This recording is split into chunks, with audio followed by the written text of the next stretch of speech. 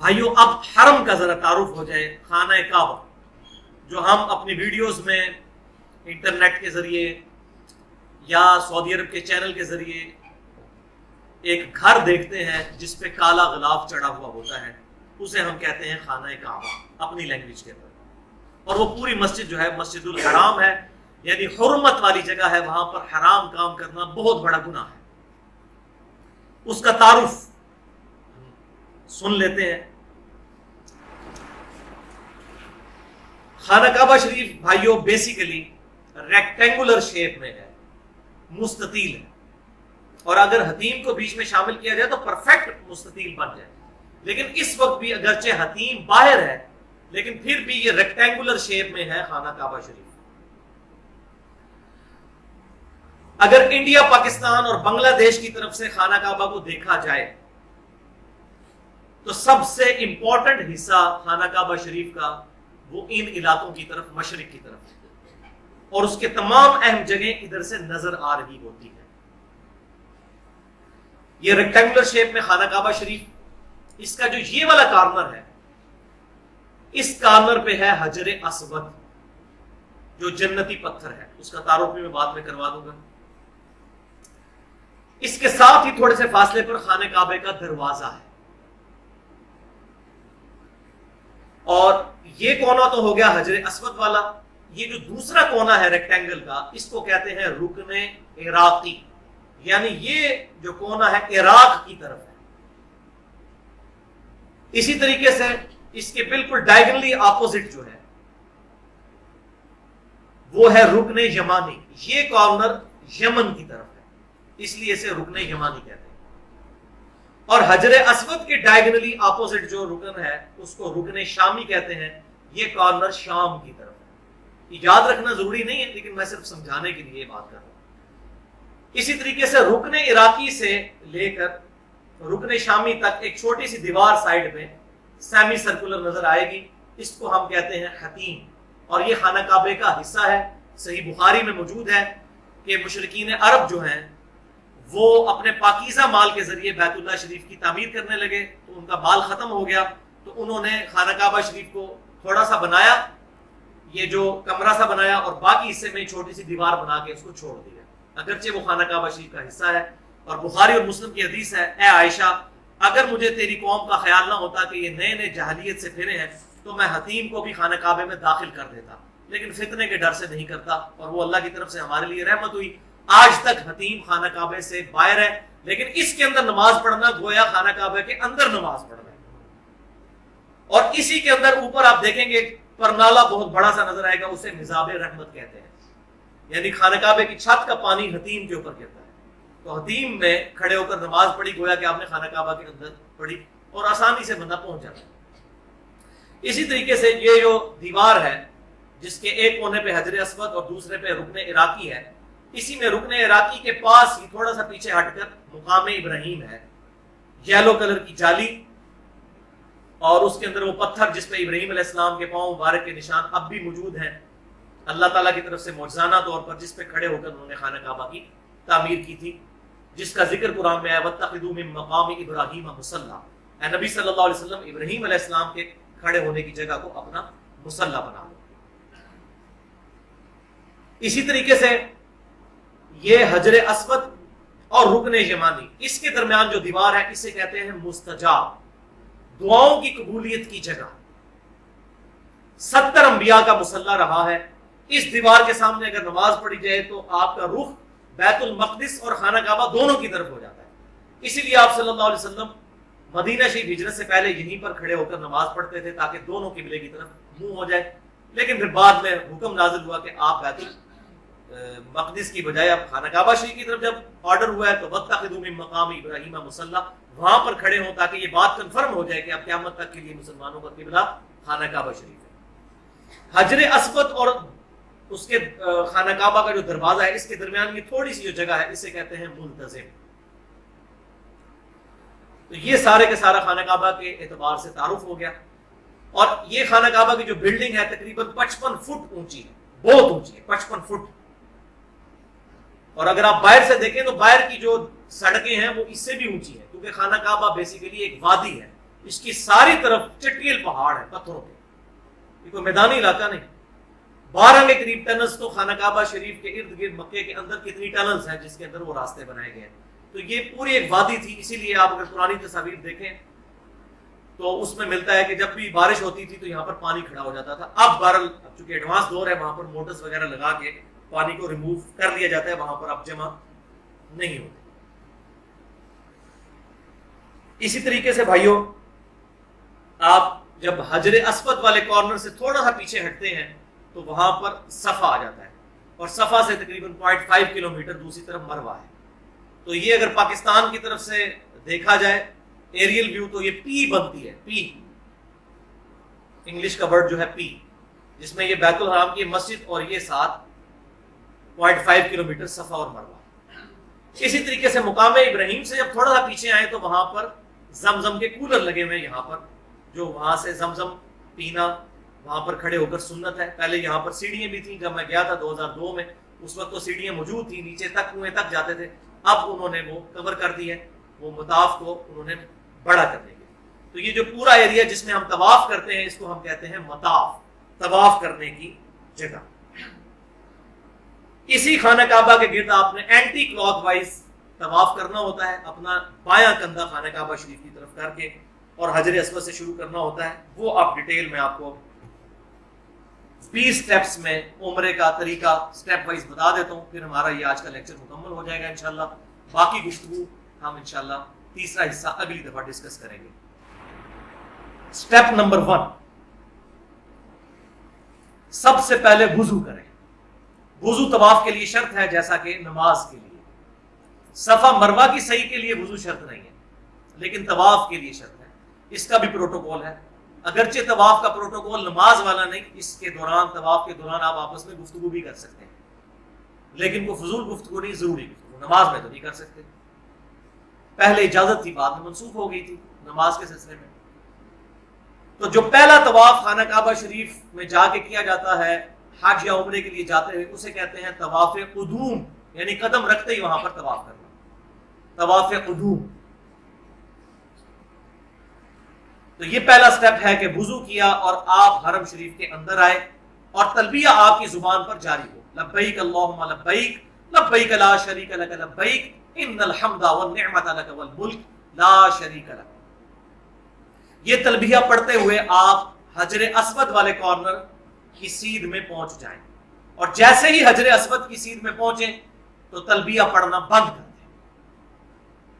حجر اسود کہ بالکل اپوزٹ سامنے بلڈنگ کے اوپر سبز رنگ کی ٹیوب لائٹ لگی ہوگی، اور زمین کے اوپر بھی پہلے کالے کلر کی انہوں نے وہ ٹیپ لگائی ہوئی تھی، پتہ چل جاتا تھا یہ حجر اسود کی سیدھ میں لائن ہے، یہاں سے آپ نے طواف شروع کرنا ہے۔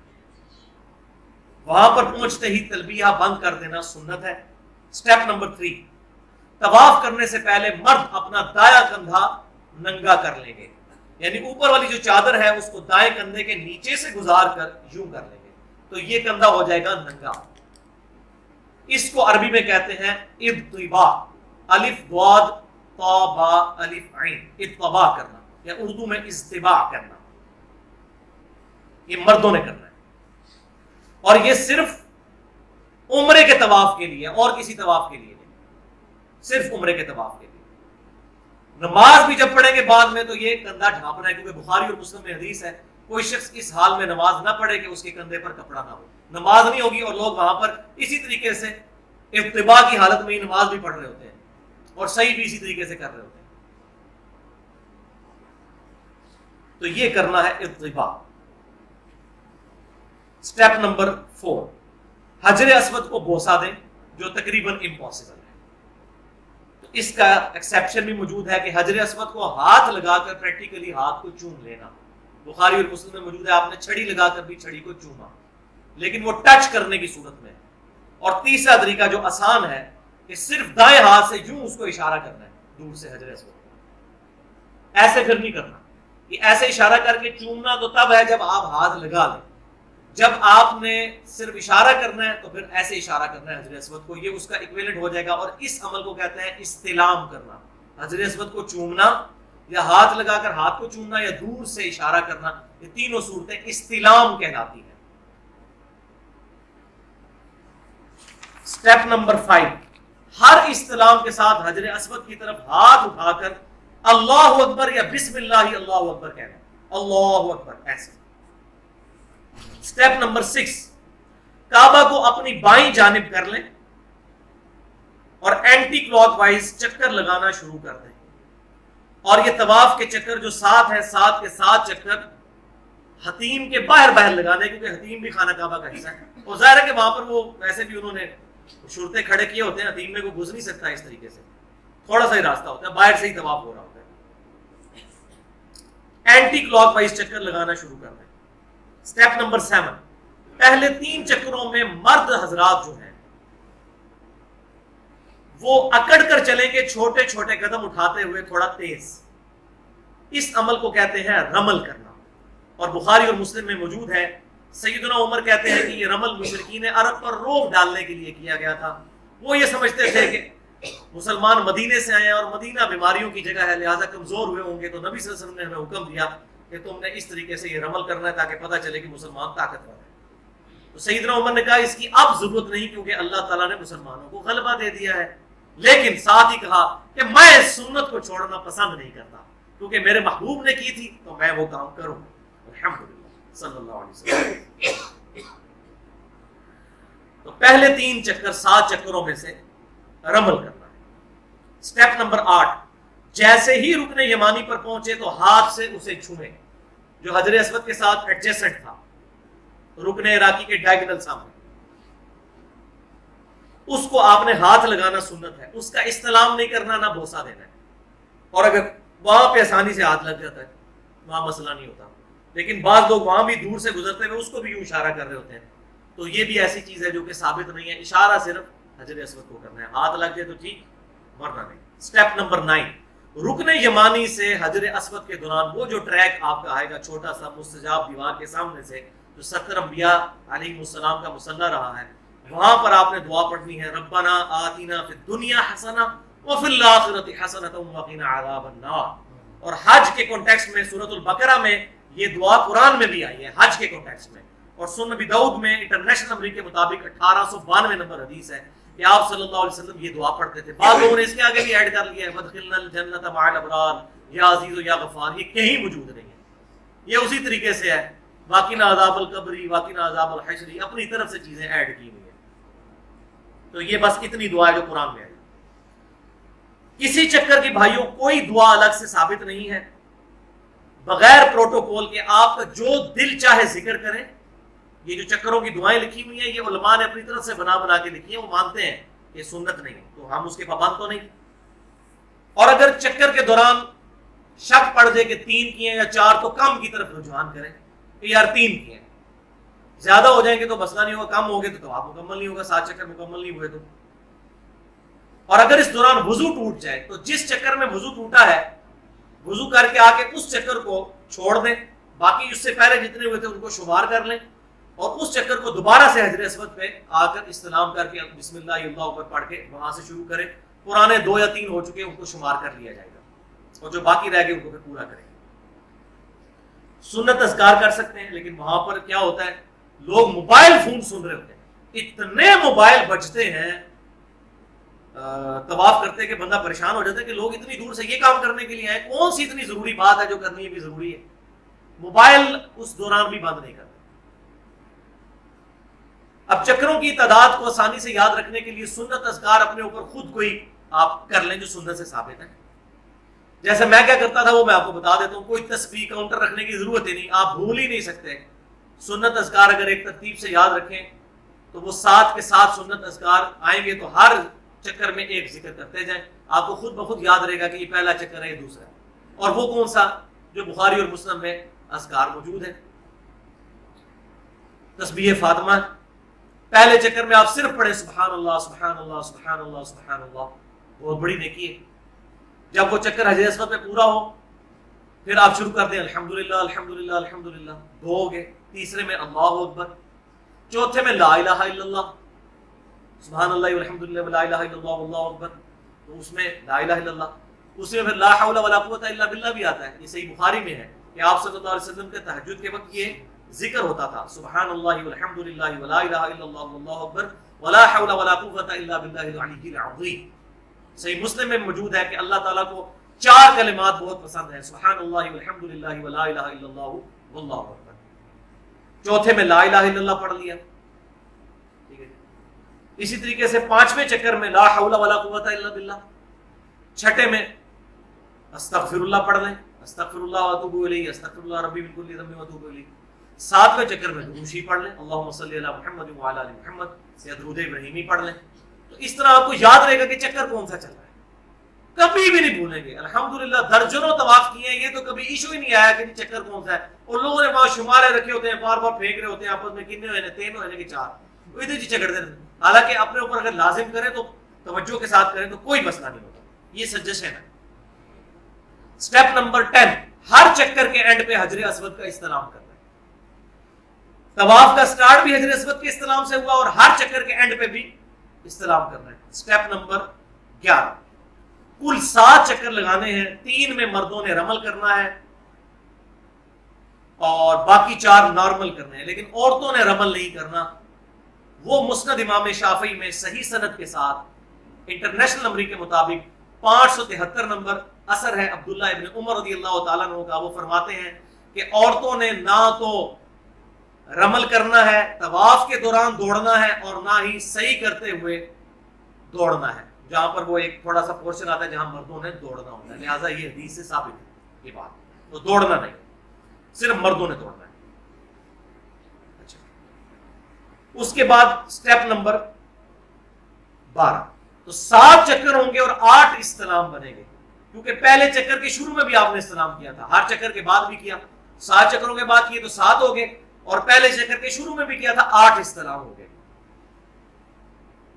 سٹیپ نمبر 12 ہے کہ آپ پھر مقام ابراہیم کے پاس آئیں, حجر اسود کے ساتھ ہی تھوڑا سا اس طرف اسی دیوار کے آگے مقام ابراہیم, اس کی سیدھ میں آگے کھڑے ہو جائیں اور وہاں پر آیت پڑھیں وَاتَّخِذُوا مِن مَّقَامِ إِبْرَاهِيمَ مُصَلًّى, اور ابراہیم کے کھڑے ہونے کی جگہ کو اپنی نماز کا مقام بنا لو. یہ سنت ہے پڑھنا. وہاں پر آپ نے اس کی سیدھ میں 2 نفل پڑھنے ہیں, یعنی ایگزیکٹ اس کو سترا بنا کر پیچھے تک کہیں بھی نماز پڑھی جا سکتی ہے. اور اس میں صحیح مسلم میں موجود ہے کہ آپ صلی اللہ علیہ وسلم نے پہلی رکعت میں قل یا ایھا الکافرون اور دوسری میں قل ھو اللہ احد, یہ 2 سورتیں پڑھی تھیں. یہ مکروہ وقت کے علاوہ کسی بھی وقت 2 نفل پڑھے جا سکتے ہیں, اور وہ مینلی 3 مکروہ وقت ہیں جو مثلا نمبر 30 کے اندر میں نے ڈیٹیل سے بتائے ہیں. ایک تو سورج نکلتے وقت تقریباً 10 منٹ کا وقت, اور سورج جب درمیان میں پہنچ جائے اس وقت 10 سے 20 منٹ کا وقت, اور غروب سے 10-20 منٹ پہلے. یہ 3 اوقات ہیں. ان کے علاوہ جتنے بھی اوقات ہیں ان میں طواف کے نفل پڑھے جا سکتے ہیں. یہ طواف کے آپ نے نفل پڑھے تو اب آپ کا طواف مکمل ہو گیا. اس کے بعد جتنے طواف آپ نے عام کپڑوں میں بھی کرنے ہیں ان کا طریقہ یہی ہوگا, لیکن اس میں تو احرام والا ہے, ابھی اس کا باقی حصہ وہ آگے باقی ہے. تو سادہ کپڑوں میں جو طواف کریں گے اس میں مرد رمل نہیں کریں گے, وہ عام حالت میں ہی طواف ہوگا. رمل صرف احرام کی حالت میں ہے. ایک بات مجھ سے سکپ ہو گئی, میں یہاں پر بتا دیتا ہوں کہ بعض لوگ یہ سمجھتے ہیں کہ حج اور عمرے کے دوران مسجد حرام کے اندر جو لوگ نماز پڑھ رہے ہیں اس نمازی کے آگے سے گزر سکتے ہیں, اور خصوصاً یہ تماشا لگتا ہے مقام ابراہیم پہ جہاں پہ اتنے لوگ نوافل پڑھ رہے ہوتے ہیں, تو لوگ ان کے آگے سے بے دھڑک گزر جاتے ہیں کہ کوئی گناہ نہیں ہے. بھائیو, وہاں بھی اسی طریقے سے بلکہ اس سے بڑا گناہ ہے نمازی کے آگے سے گزرنا. صحیح بخاری میں حدیث ہے, اگر لوگ اس گناہ کو جان لیتے تو 40 تک انتظار کرتے. راوی کہتے ہیں مجھے یاد نہیں کہ آپ صلی اللہ علیہ وسلم نے 40 دن فرمایا یا 40 سال فرمایا, 40 مہینے, 40 دن بھی ہو تو بہت زیادہ ہے. اگر گناہ جان لیتے تو 40 دن بھی انتظار کرتے ہیں لیکن نمازی کے آگے سے نہ گزرتے. تو اس کا بڑا آسان حل جو میں آپ کو تجویز کرتا ہوں, زبانی تو سارے باتیں کرتے ہیں, اس کا سمپل سولوشن یہ ہے کہ ظاہر ہے اکیلا تو کوئی حج عمرے کے لیے نہیں جاتا, یا بیوی ساتھ ہوتی ہے یا دوست وغیرہ ساتھ ہوتے ہیں. تو ہم تو اس طرح بھائی کرتے تھے کہ پہلے جو ہے وہ میں خود سترا بن کے سامنے بیٹھ جاتا تھا اور بیوی کو کہتا تھا میرے پیچھے کھڑے ہو کر نفل پڑھ لو. اب سترا ہے, کوئی آگے سے گزرتا بھی نہیں تو خیر ہے, سترا ہوگا تو سترا کم از کم جو ہے وہ 1.5 فٹ ہونا چاہیے, 1 ہاتھ کے برابر. اس کے بعد جب وہ نفل پڑھ لیتی تھی وہ میرے سامنے آ کے بیٹھ جاتی تھی تو میں اس کے پیچھے 2 نفل پڑھ لیتا تھا. اس طریقے سے ہم خود اپنا سترہ بنا لیتے تھے. اگر اس طریقے سے اہتمام کیا جائے, اور یہ میرا مشورہ سعودی حکومت تک بھی پہنچے, وہاں پر لکھ کے لگا دیں, کیونکہ جتنی وہاں یہ اتنا بڑا گناہ ہے کہ کوئی اس کو گناہ سمجھتے ہی نہیں. ایک تو میں نے یہ بتایا نا کہ بے حیائی کے معاملے میں اور موبائل فون کے اعتبار سے, اور یہ اتنا بڑا گناہ سب لوگ کرتے ہیں, کوئی کسی کو نہیں سمجھاتا. لوگ فخریہ نمازیوں کے آگے سے گزرتے ہیں اور سمجھتے ہیں کہ یہاں تو کوئی گناہ نہیں ہے, تو مجبوری ہے. ایسا نہیں.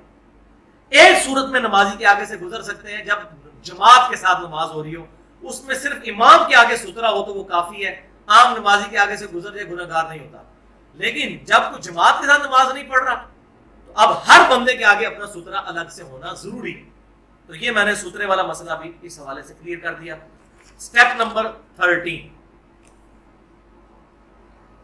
2 نوافل کے بعد مقام ابراہیم کی سیدھ میں بالکل پیچھے چلے جائیں, وہاں پر زمزم کے کولر لگے ہیں, ان سے آپ نے زمزم قبلہ رخ کھڑے ہو کر پینا ہے.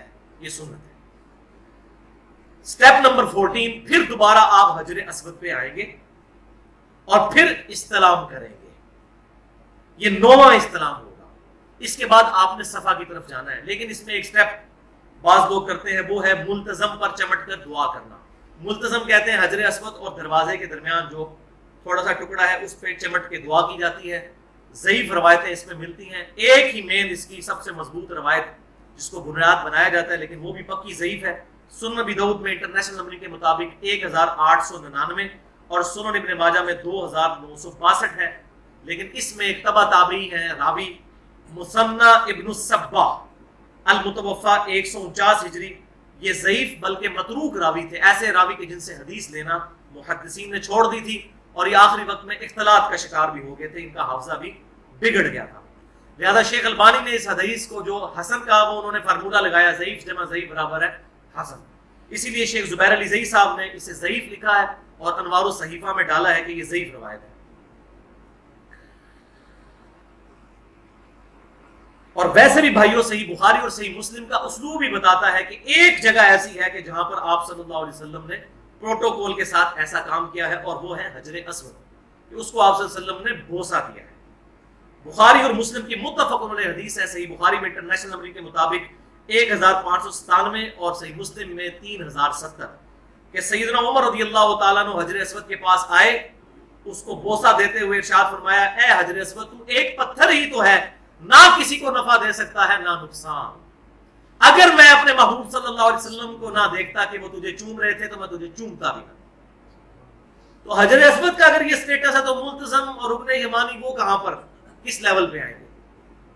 تو حجر اسود جو ہے, اس کے ساتھ بعض لوگوں نے جوڑ دیا کہ سیدنا علی نے سیدنا عمر سے کہا کہ نہیں, یہ نفع بھی دیتا ہے نقصان بھی دیتا ہے. یہ روایت کہیں پر نہیں لکھی ہوئی. بخاری اور مسلم کا میں نے نمبر بتا دیا, خود کھول کے دیکھ لیں روایت کتنی ہے.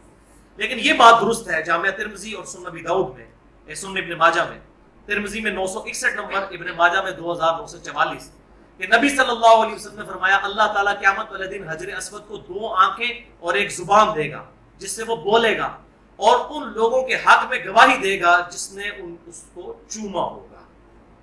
وہ تو ہر نماز پڑھنے والی جگہ بھی گواہی دے گی. ہم یہاں پر درس قرآن سن رہے ہیں, یہ جگہ بھی گواہی دے گی. بوسہ ضرور دیں حجر اسود کو, اس میں کوئی شک نہیں ہے کہ بہت اہم ترین پتھر ہے. لیکن لیکن لیکن اب یہ کڑوی بات ہے, بہت کڑوی بات, کہ جو بے حیائی کا طوفان بدتمیزی حجر اسود کے پاس ہوتا ہے, یقین کریں ولیعوذ باللہ تعالی, مردوں اور عورتوں کا اختلاط وہاں دیکھنے میں ملتا ہے. عورتوں پہ مرد چڑھے ہوئے ہوتے ہیں, مردوں پہ عورتیں چڑھی ہوئی ہوتی ہیں. اتنا رش, ہزاروں لوگ جب ایک پتھر کو چومنے کے لیے آئیں گے تو کیا حالت ہوگی.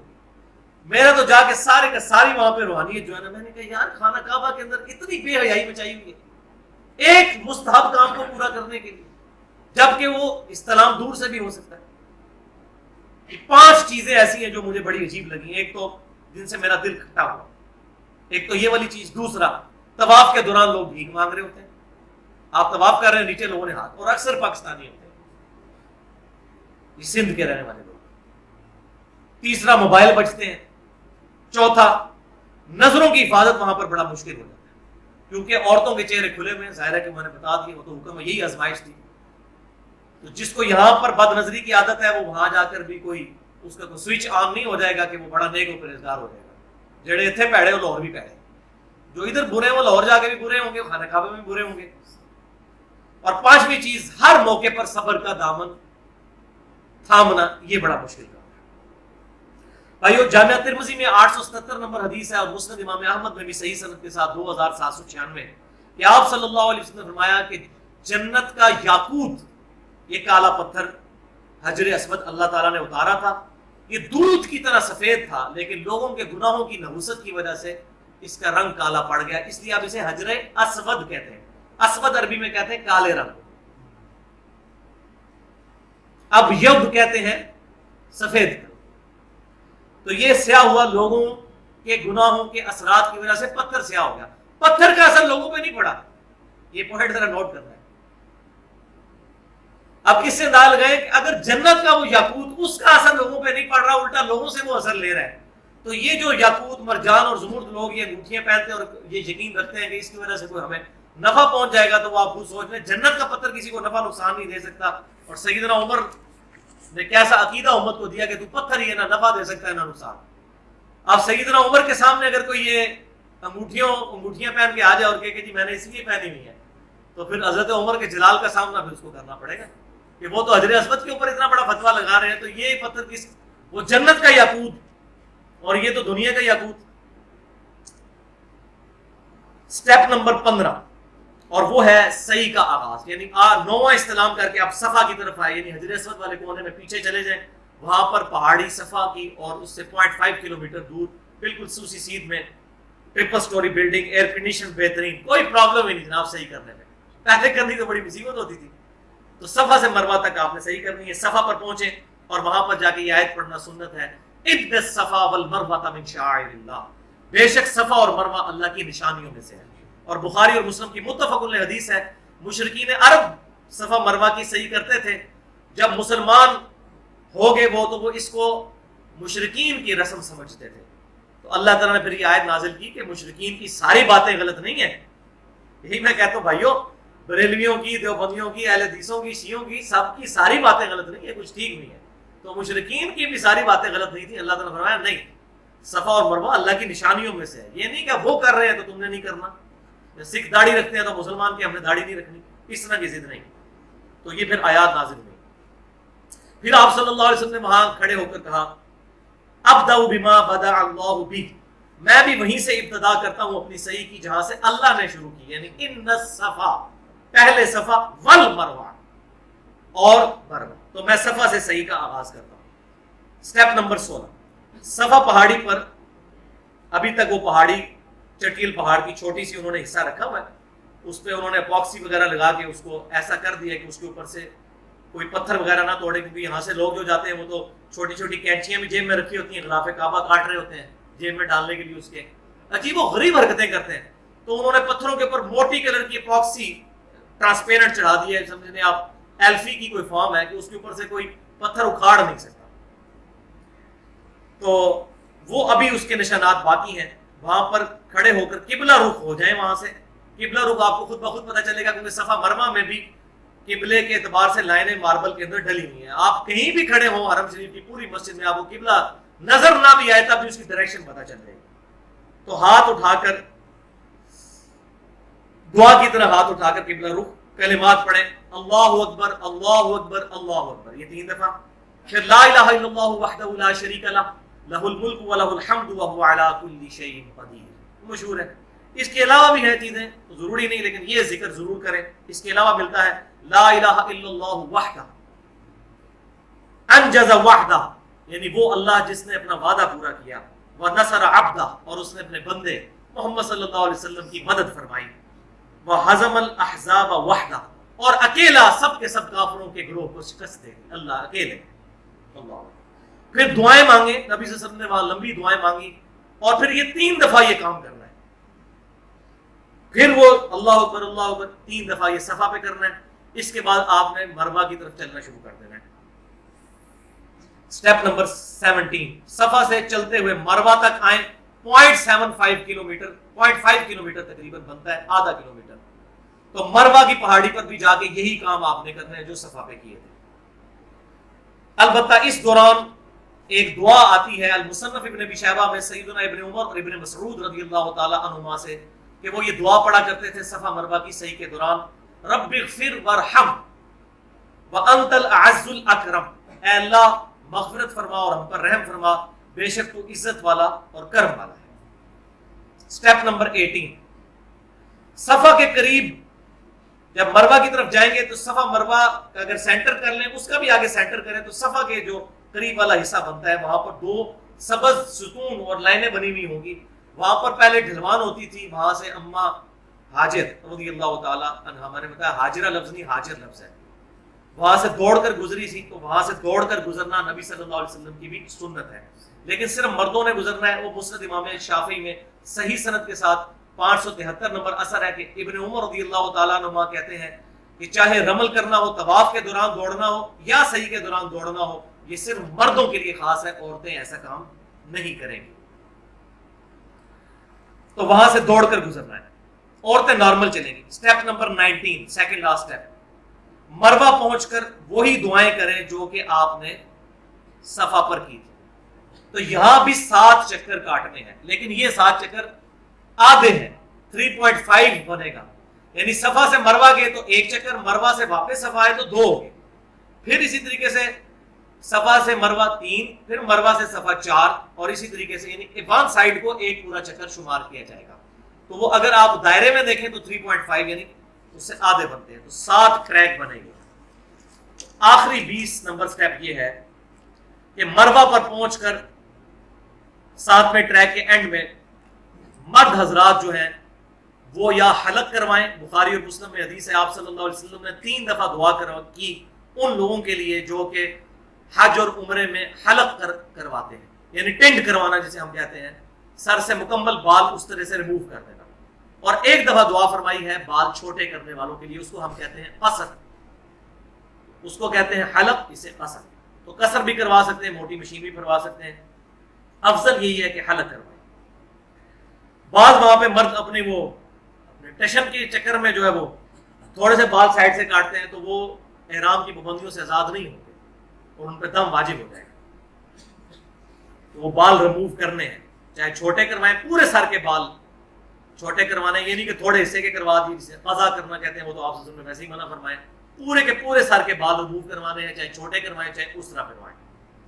عورتوں کے لیے اس میں حکم ہے کہ 1 پور کے برابر یا 2 پور کے برابر چٹیاں اپنی اس کے گرد لپیٹ کے اس کے وہ کینچی سے بال کاٹ دیے جائیں، باقی کاٹنے کی ضرورت نہیں، اتنی کافی ہیں۔ تو آپ جیسے ہی مروہ پر پہنچیں گے باہر جام کھڑے ہوئے ہوں گے، باہر بہت ساری دکانیں اور اس کو حلق کروانے کے۔ الحمدللہ اب آپ احرام کی پابندیوں سے آزاد ہو جائیں گے، جیسے ہی بال کٹوائیں گے یا اس طرح بنوا دیں گے۔ اچھا، بال کٹوائیں گے تو 10 ریال لیتے ہیں، اور اگر اس طرح فرمائیں تو 5 ریال لیتے ہیں، کیونکہ وہ آسان کام ہے، تو اور افضل بھی وہی ہے۔ اب یہ آپ کا مکمل ہو گیا عمرہ، اب سکون سے کمرے میں جا کر چادریں کھولیں، غسل کریں اور نارمل کپڑے پہن لیں، تو آپ کا یہ مکمل عمرہ الحمدللہ ادا ہو گیا۔ یہاں پر 2-3 باتیں میں ایڈ میں بتا دوں۔ بعض لوگوں میں یہ عقیدہ ہے کہ جو عمرہ کر لے اس پہ حج کرنا فرض ہو جاتا ہے، یہ 100% جھوٹ ہے۔ فرض تو ہے ہی حج، عمرہ تو ہے ہی نہیں، اور حج اس پہ فرض ہے جس کی استطاعت ہے۔ اب جس کی حج کی استطاعت نہیں، وہ اگر صرف عمرہ کر لیتا ہے تو عمرہ کرے، نفلی ثواب ہے، لیکن یہ نہیں کہ عمرہ کر لیا تو اب پھنس کے حج کرے گا، نہیں۔ دوسرا، ایک سفر میں ایک ہی عمرہ ہو سکتا ہے، اگر دوسرا عمرہ کرنا ہے تو واپس میقات تک جانا پڑے گا، وہاں سے 92 کلومیٹر دور۔ بعض لوگ مسجد عائشہ پر، جسے تنعیم جگہ ہے، وہاں پر جا کر احرام باندھ کے بار بار وہاں پر کر رہے ہوتے ہیں، اور اپنی وہ ٹینٹ بھی چھلوا لیتے ہیں، اتنی دفعہ اس طرح مرواتے ہیں اور بڑے خوش ہوتے ہیں۔ اور یہ جو کام کر رہے ہیں یہ کسی کے نزدیک بھی جائز نہیں۔ اہل سنت کہلوانے والے تینوں گروہ، بریلوی، دیوبندی اور سلفی، یعنی اہل حدیث نہ اہل تشیع، کوئی اس بات کو صحیح نہیں سمجھتا۔ یہ سیدہ عائشہ کے ساتھ معاملہ یہ ہوا تھا، بخاری اور مسلم میں ڈیٹیل ہے کہ وہ بھی حضور کے ساتھ حج کے لیے نکلی، اور صلی اللہ علیہ وسلم حج قران یا حج تمتع کرنے کے لیے، تو دونوں میں عمرہ ساتھ ہوتا ہے۔ سیدہ عائشہ کو حیض آ گیا تھا، جو عورتوں کے ساتھ پرابلم ہے، تو نبی صلی اللہ علیہ وسلم نے ان کو کہا کہ بس اب تم تو عمرہ تو نہیں کر سکتی، باقی کام کرو۔ یوم عرفہ والے دن وہ پاک ہوئی، تو نبی صلی اللہ علیہ وسلم نے بعد میں ان سے عمرہ کروایا۔ حالانکہ حج میں تو عمرہ پہلے ہوتا ہے، ان کا عمرہ بعد میں اس عمرے کا ایکویلنٹ کرایا اور ان کو وہاں سے احرام باندھنے کے لیے ساتھ بھیجا۔ اگر یہ چیز ہوتی تو صحابہ کرام بھی بار بار عمرے کر رہے ہوتے, کوئی صحیح روایت بھی مل جائے اس کے اوپر, کوئی نہیں ملتی. یہ بہت بڑی غلطی, بلکہ اس کو اگر بدعت بھی کہا جائے تو کوئی سخت الفاظ نہیں ہوگے. آفاقی جو ہے اس کو میقات تک جانا ضروری ہے. ہاں جو مکہ شریف کا پرماننٹ رہائشی ہے تو وہ تو اس کو بھی تنعیم یا مسجد عائشہ جانے کی ضرورت نہیں, وہ اپنے گھر سے بھی جتنی دفعہ چاہے عمرے کا احرام باندھ سکتا ہے. الحمدللہ اس بات کے اوپر اجماع ہے. اور آخری بات بھائیو, آج کل آسانی ہو گئی ہے, عورتیں ایسی گولیاں استعمال کر سکتی ہیں جن سے ان کا حیض رک جاتا ہے. میڈیکلی الاؤ ہے, سب اس پہ متفق ہیں, کوئی ایسا مسئلہ نہیں. کچھ عرصے کے لیے عورتوں کے پیریڈز رک جاتے ہیں اگر وہ مانے حیض گولیاں استعمال کر لیں, مارکیٹ سے مل جاتی ہیں سستے داموں. اس کا بڑا فائدہ ہے, حج اور عمرے کی روحانیت ڈسٹرب نہیں ہوتی. ورنہ ظاہر ہے کہ میاں بیوی حج پر گئے ہوئے ہیں اور وہاں پر اس طرح کی پرابلم بن جائے تو اب بیوی جو ہے وہ اب ہوٹل میں بیٹھی ہوئی ہے اور مرد وہاں پہ وہ ایکٹیویٹیز پرفارم کر رہے ہیں, عجیب بدمزی ہو جاتی ہے. لہٰذا یہ تھوڑے سے دن ہے, اگر کوئی عورت یہ استعمال کر لیتی ہے تو اس میں کچھ گناہ کا کام نہیں. اللہ تعالیٰ سے دعا ہے جو حق بات میں نے کہی اللہ تعالیٰ ہمارے دلوں میں راسخ فرمائے. اگر جس بات میں میرے منہ سے کوئی غلط بات نکل گئی تو اللہ تعالیٰ ہمارے دلوں سے معاف کر دے. سبحانک اللہم و بحمدک, اشہد ان لا الہ الا انت, استغفرک و اتوب الیک, وما علینا الا البلاغ المبین.